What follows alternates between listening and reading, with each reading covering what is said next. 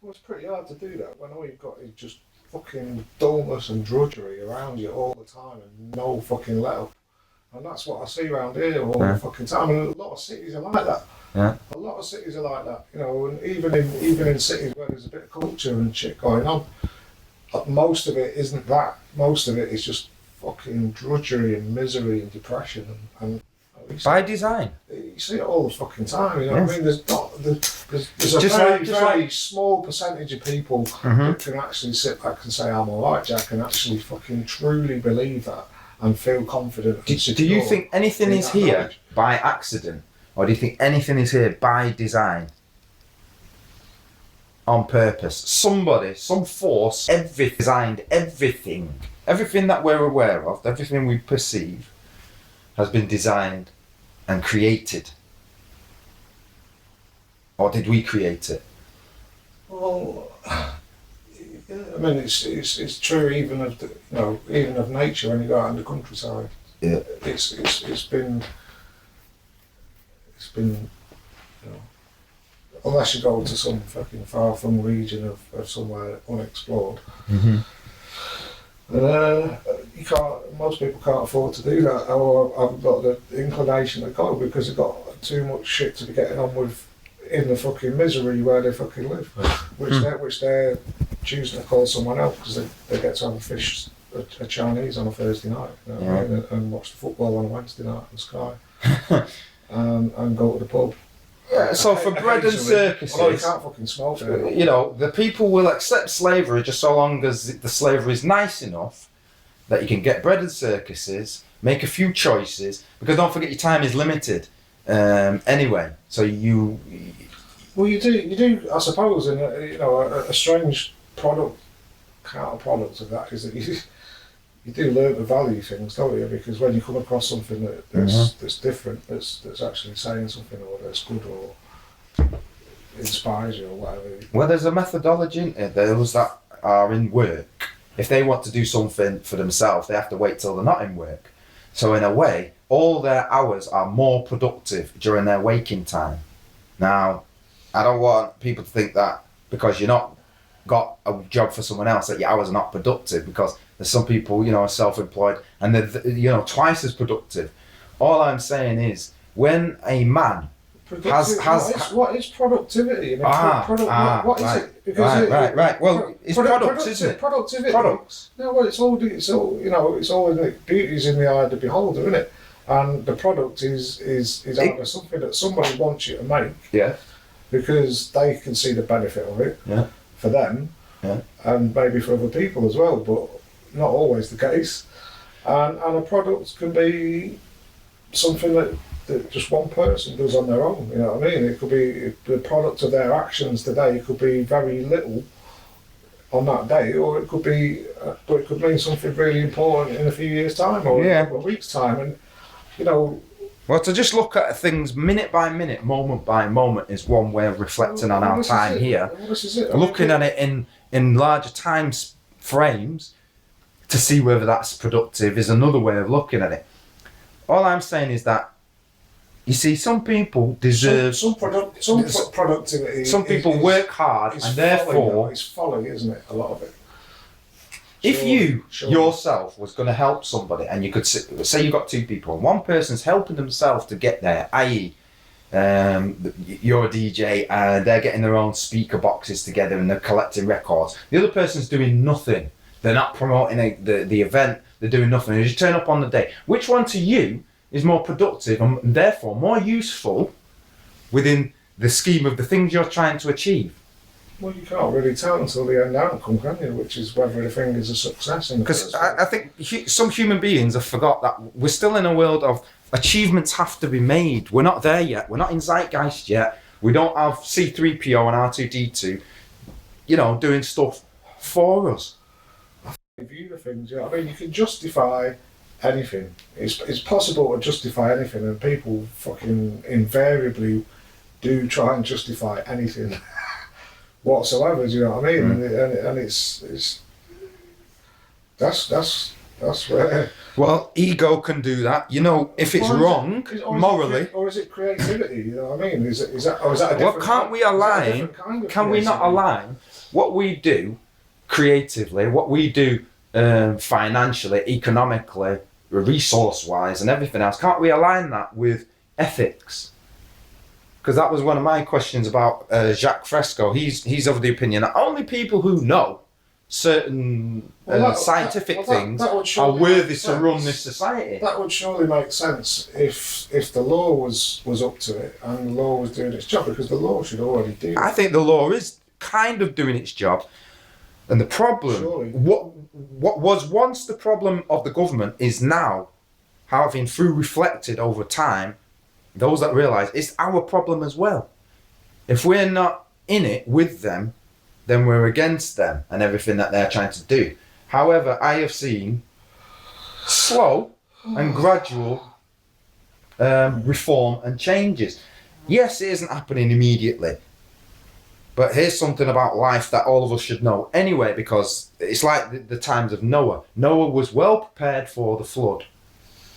Yeah, he knew through his wisdom. Happen, don't they? Changes happen when they happen, and it's usually an organic thing that God doesn't come and appear in the room like a manifestation, like, you know, puff of smoke. Hi, I'm God, and just so you believe me, you know, here's what I can do. I'm going to do some miracles. Now let's have a conversation. No, that's not how anybody, I think, gets to know God. You get to know God through yourself. He's given you the divine interpretation. Spiritually, we're trying to discover the greater parts of ourselves. We've been left almost as orphans spiritually, in the sense that we're connected but we're not connected. Do you know what I mean? No. I'm really trying. Right. I'm really just that's why it's difficult to discuss God and the reasons and purpose for being. One thing on the one hand, and then you start talking about something. Because it's all. I think it's all related. Having a job and being able to cope with it is down to your character. How are those things related? Because your character helps determine reality. Your perception of reality is an emotional one. It's a spiritual one. It's a thinking, mental one. It's a physical one. The only reason people go to work is because they've got a reason to go to work, and the reason to go to work is either, it's to keep what they have. It's to advance themselves, isn't it, in a direction that they think is going to fulfil them. Right. Otherwise, they surely wouldn't do it. Right. But if you keep trying to do that and you find out that it's not fulfilling you, and you need to look at it carefully and say, well, hang on, why did I start doing this in the first place? Yeah. It might be that you just lost sight of where you were going. You can't see the light at the end of the tunnel anymore, and really you just need to remind yourself which direction you're heading in, and you know what I mean. But how do you know what's best for you when you get so fucking lost in the situation?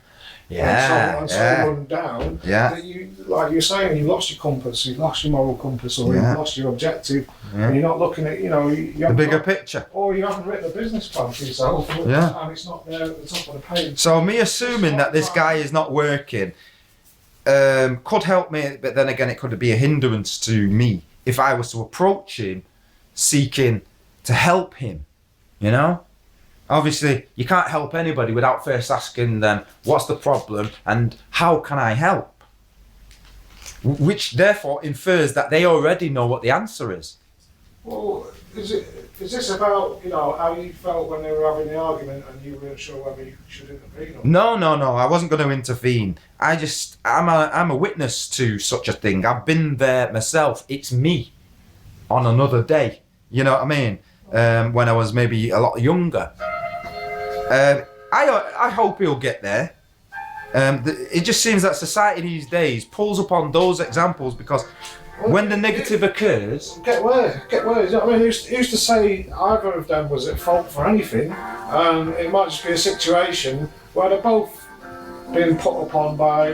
What about language? Pressures Why is some language considered foul and abusive? It says, do not abuse our staff. Well, how do you abuse our staff, for example? Say you go in a shop or any council building. They've got all these rules. Don't abuse us, don't swear, don't threaten. Is that actually reasonable to ask that? Why are you saying that then? Because I think on all levels of life, when you see that, there's a lot of people say, oh, they're trying to control me. Oh, they're trying to do this. Or do you see it the other way? Actually, that's some good advice. And the reason that's come about is clearly we're seeing it more and more. And why are we seeing it more and more? Because people didn't used to be like that. People have lost, over time, standards and values. And in a very short time, because we knew the time when the standards and values was there. It's part of us. Our parents I don't really gave us standards and values. I don't really see that. I mean, I don't. Our communities gave us standards and values, and much of them, many of them, I would still say, yeah, I believe in them. You know, I don't worship them, and I'm certainly not indoctrinated to the point where if some new information comes that I didn't have before and shows me I was in error, I'm quite happy these days to include that, because I've known for a long time now that the more you're in agreement with reality, the easier things are. Now, the reality is what it is right now, and we don't want it to be that. But the good thing about being a human being is that we can change our reality. You're talking about the path of least resistance now. Yeah, that's one of them. Which appears to be the path of most resistance.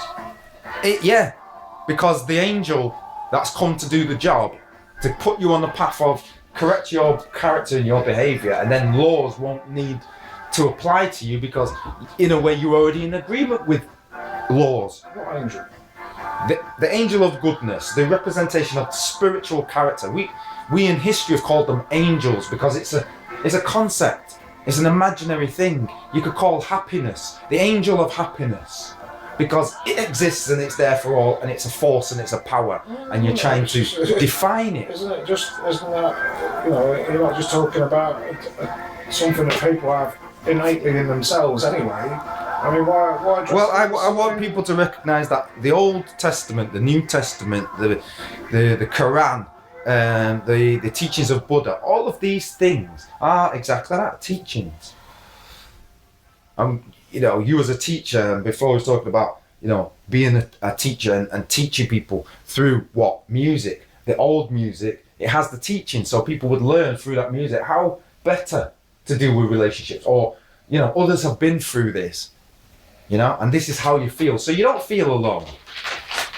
And people used to be more open in discussion. Today people are very closed. So everyone feels alone. And guarded. That's the whole thing. Everyone, the whole psychology of people nowadays is that. And what are they guarding? Their alone, emotions. Apart from you know, close family and friends, I guess. So hasn't that always been the case? Yeah, it just seems that there's just more and more. It's cloned and duplicated through mainstream. Yeah, the internet has taken over the mainstream TV. They know that, and that was always the plan. And it's so they can directly monitor responses to everything, every idea. Now that could be taken as positive. They're actually going to use that information and create some good changes and say, oh, I don't like that, change the colour. Or they're going to use it to control you and conform you to what they're going to do anyway. Which is, again, you know, you do see some of that happening. You see, when we don't invest our ideas, when we don't put together a business plan, when we don't come together in communities in groups of 50s and 100 like they do, who's going to take you seriously? We can barely agree with ourselves. And the reason we can barely agree with ourselves is because we're still learning that we are in internal conflict. The conflict is not without. You don't physically see the walls cracking. What you see is your own view of the world is being changed. And that's why it looks ugly to you, because you're actually losing your ego. And for some it's a gradual process. For others it's like an instant they're there. A eureka moment. And those eureka moments are great because they help propel you, you know, to where you're supposed to be. Going back to this God character that everybody seems to know.